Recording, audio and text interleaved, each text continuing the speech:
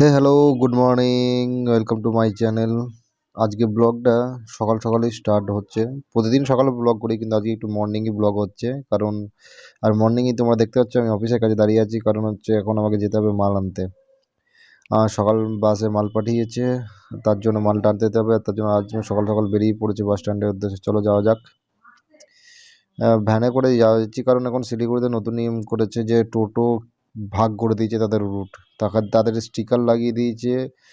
সেখানে হলুদ স্টিকার আমি দেখাবো একদিন তোমাদের। হলুদ sticker, blue sticker, green sticker, এরকম 3 রকম স্টিকার লাগিয়ে দিয়েছে এবং 3 রকমকে 3টে লেনে ভাগ করে দিয়েছে, যে এক একজন এক এক লেনে ঢুকতে পারবে না, ঢুকলে পুলিশ গাড়ি আটকে রেখে দিচ্ছে। তো তার জন্য মেনলি এখন ভ্যানই ভরসা। ভ্যানটা সুবিধাও, একদম ডাইরেক্ট চলে যায়, ছোটোখাটো পেটি মাল থাকলে আরাম করে নিয়ে আসা যায়। তো তার জন্যই ভ্যানে করে এখন আমি রেগুলার যাতায়াত করি। আর ভ্যানের খরচাটা একটু বেশি, যেখানে টোটো 100 টাকায় হয়ে যায়, সেখানে 150 টাকা ভ্যানে পড়ে যায়। আর এটা হচ্ছে শিলিগুড়ির যান মার্কেট। এইটা হচ্ছে শিলিগুড়ি, মানে সকাল সকাল যাচ্ছি বলে দেখ এখন কোনো দোকান খুলছে এখানে। মূলত তোমার 11টার নিচে কোনো দোকান খুলে না, সাধারণত 10টা থেকে খুলতে লাগে। যেমন থাকে কিছু দোকান যা 9টা থেকে 9:30 খুলে, কিন্তু একদম প্রপার মার্কেট কিন্তু এখানে 11টা থেকে। আর এটা হচ্ছে প্রপার মার্কেট বিধান। এটা I think Hill Cart road. Hill Cart road থেকে আমরা ডান দিকে নিয়ে নেব। এইটা হচ্ছে পুরোটাই দেখো মার্কেট। এগুলো হচ্ছে সব ইলেকট্রিক আইটেম, বেশিরভাগের দোকান আছে এখানে ইলেকট্রিক আইটেম আছে। তারপরে হচ্ছে তোমার পাইপ প্লাম্বারের যত রকম আইটেম আছে। ওইটা পার করে আমরা এখন এয়ার ভিউ, তোমরা আগেও দেখেছো, এটা হচ্ছে এয়ার ভিউ মোড়। তো এই এয়ার ভিউ মোড়টা পার করে আমরা মহানন্দা নদীর ব্রিজের উপর দিয়ে চলে যাব জংশনে। এখানে মূলত সকালের দিকে অতটা ট্রাফিক থাকে না, কিন্তু তাও দেখো আজকে সকালবেলাতেও দেখছি ট্রাফিক পেয়ে গেছে। এখন সকাল 7টা বাজে, এখনও এতই ভিড়।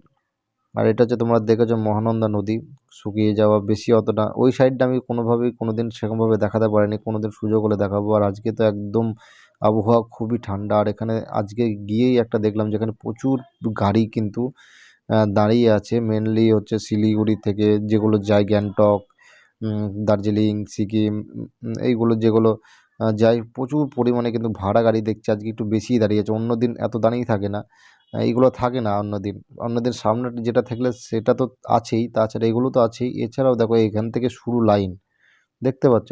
তোমরা আগের ভিডিওতে দেখেছো, কোনোদিন কিন্তু এইভাবে এত লাইন দিয়ে গাড়ি দাঁড়িয়ে থাকে না।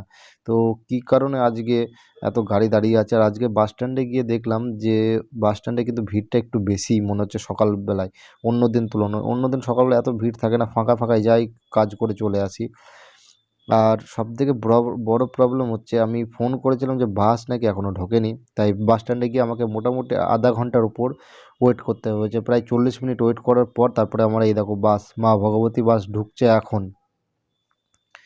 তো মালটা নিয়ে নিয়ে আমরা বেরিয়ে আসবো। আর এই দেখো গ্রিন লাইন বাস, বিজনেস এসি ক্লাস স্লিপার, খুব সুন্দর বাস। এই দেখো মালটা পেয়ে গেছি, এটা হচ্ছে সেই মাল। তো ভ্যানে করে আবার আমরা চলে যাচ্ছি অফিসের উদ্দেশ্যে। তো আজকের দিনটা মনে হচ্ছে আমার খুব খারাপ যাবে, কারণ এখনও পর্যন্ত মালটা আনতে আনতে 7টার সময় বেরিয়ে 9টা বেজে গেল। এবার 9টার সময় এখনই একজন ফোন করেছে, সে নাকি যে তারা দাঁড়িয়ে আছে অফিসের সামনে, তো যেতে হবে। তো এখন গিয়ে কোনো রকম তো ব্রেকফাস্ট হবে না, স্নান করা হবে না, ডাইরেক্ট অফিসে ঢুকতে হবে। তো এই দেখো চলে এসছে এরা। এনারা হচ্ছে এসছে এই জুসের মেশিন দেখার জন্য, পেপসি মেশিন দেখার জন্য, বিভিন্ন রকম মেশিন দেখার জন্য। এখন ওনারা ঠিক করেনি যে ওনারা কী নেবে, তো ওনাদের সঙ্গে একটা কথা বলে নিই।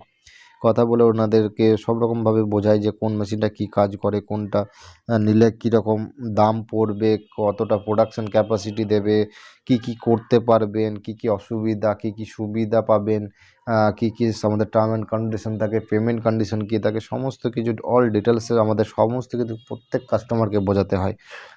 এছাড়াও তারপরে যদি সে রাজি হয় তাহলে তার কাছ থেকে অ্যাডভান্স নেওয়া এবং বিল তৈরি করা, বিলটা দেওয়া, অনেক কিছুই কাজ থাকে। এছাড়াও অনেক কিছু কাজ থাকে, এটা যদি তোমার সেলসের একটা কাজ শোনালাম। এছাড়াও অনেক কাজ থাকে, হ্যাঁ।